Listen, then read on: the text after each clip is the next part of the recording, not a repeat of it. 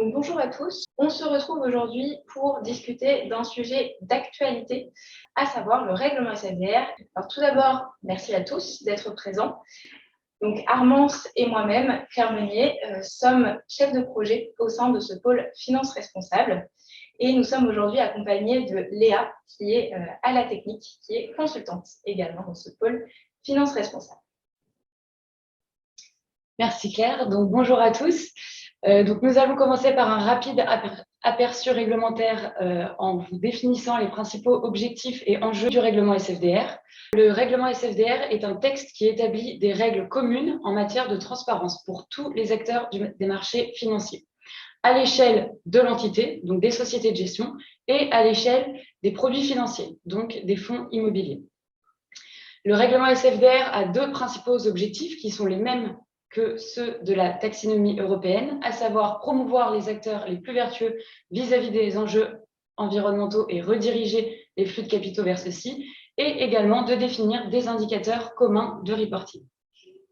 La réglementation SFDR et la taxinomie européenne sont deux textes qui sont intimement liés, puisque les fonds article 8 et les fonds article 9, selon la classification du règlement SFDR, on y reviendra juste après, doivent également publier les indicateurs taxinomiques. Le règlement SFDR interagit également avec le règlement MiFID II, puisque la durabilité sera au programme dans les questionnaires d'adéquation qui seront posés aux clients finaux. La classification SFDR a donc une incidence dans la manière dont seront distribués les produits financiers. Donc, on va commencer par un premier grand concept qui est très important dans le règlement SFDR, qui est le concept de double matérialité. Qu'est-ce que la double matérialité? C'est d'un côté les risques en matière de durabilité, c'est-à-dire les risques externes qui menacent l'activité immobilière, donc à savoir les vagues de chaleur, les inondations. Et de l'autre côté, on a les principales incidences négatives, peut-être plus connues sous l'acronyme de PAI, qui sont les conséquences de l'activité immobilière sur les facteurs externes. Donc ici, ce seront par exemple les émissions de gaz à effet de serre, les consommations d'eau, les consommations énergétiques. Donc cette notion de double matérialité est très importante à retenir. Et donc, on peut rattacher les risques en matière de durabilité à l'enjeu d'adaptation au changement climatique, qui est un des grands objectifs de la taxinomie. Et les principales incidences négatives, elles, sont rattachées à l'enjeu d'atténuation du changement climatique.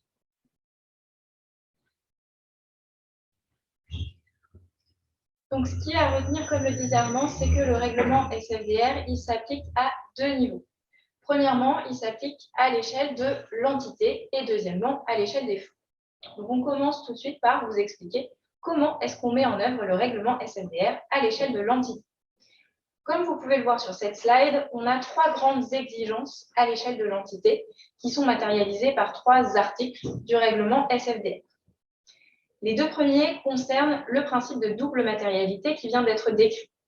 Il s'agit de vérifier la prise en compte par la société de gestion à la fois des risques en matière de durabilité et des principales incidences négatives.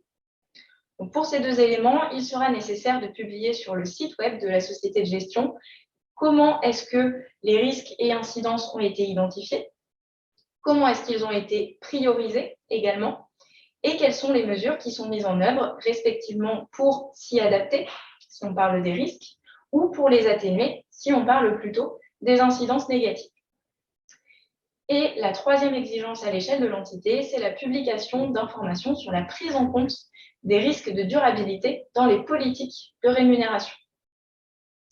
Ce que vous pouvez voir ici, c'est qu'il y a deux niveaux d'application au règlement SFDR. Le premier niveau qui s'applique déjà et le deuxième niveau qui va entrer en vigueur en 2023. L'incidence au niveau des sociétés de gestion porte sur les incidences négatives puisque les sociétés de gestion vont devoir faire un reporting quantitatif, cette fois sur les principales incidences négatives, avec un certain nombre d'indicateurs qui vous seront détaillés par la suite. Et donc, comme je le disais, le deuxième niveau d'application est à l'échelle des fonds, des produits immobiliers.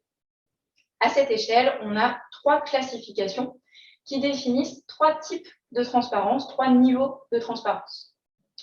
Ce premier niveau, il concerne les fonds qui sont dits article 6, qu'on appelle aussi fonds autres, qui sont les fonds qui n'ont pas de caractéristiques environnementales et ou sociales spécifiques.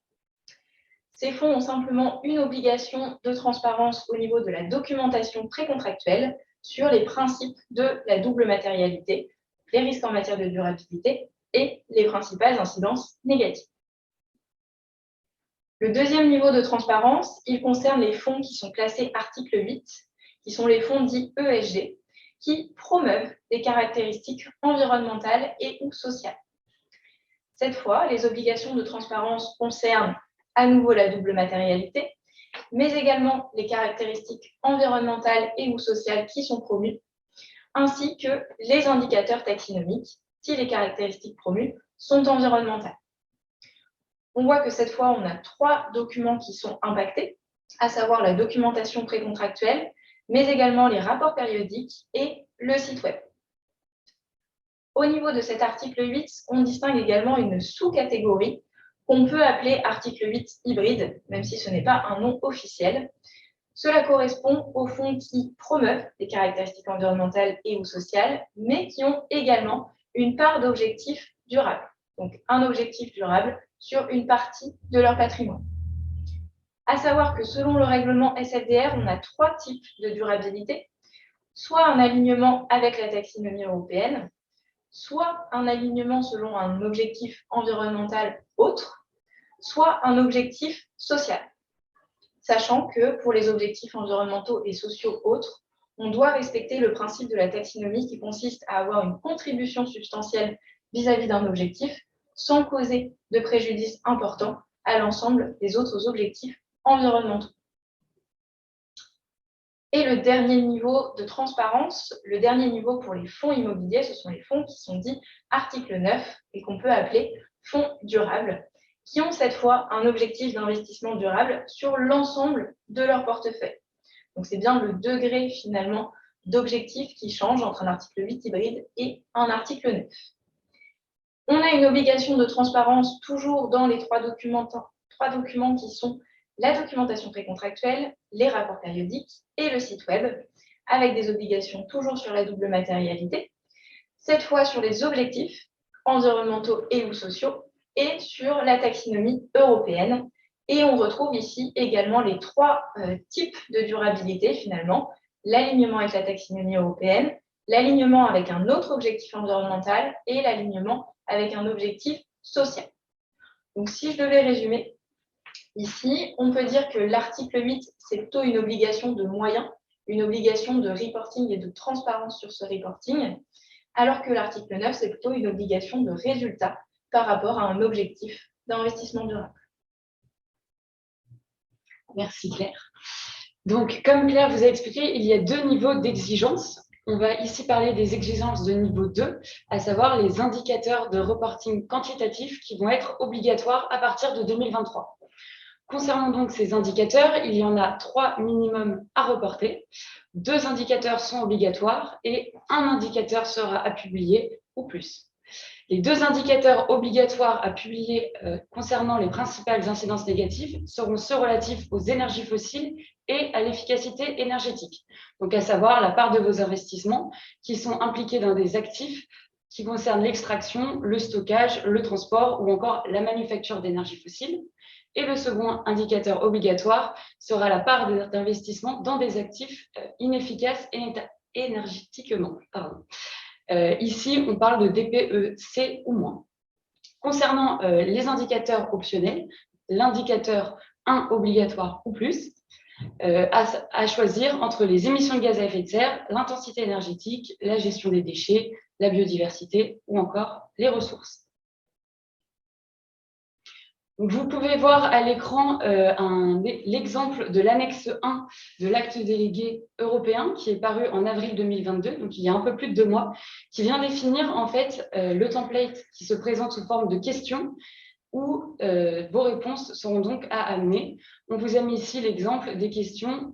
Est-ce que le produit a pour objectif l'investissement durable? Donc oui, non. Quelles sont les caractéristiques environnementales et ou sociales promues? Ou encore, est-ce que le produit considère les principales incidences négatives? Donc, comme on disait au niveau du règlement SFDR, on a des exigences qui s'appliquent depuis 2021. Ce sont les exigences de niveau 1. Et on a un calendrier assez fourni pour 2022 et 2023. en particulier sur 2023 avec les exigences de niveau 2 du règlement SFDR qui vont s'appliquer.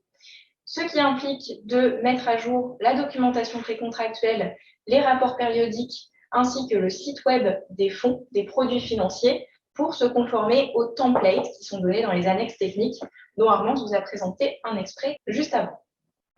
Et on a également comme grande implication le fait que les entités devront publier un rapport sur leurs principales incidences négatives avec des indicateurs chiffrés, comme on vient de vous le présenter également.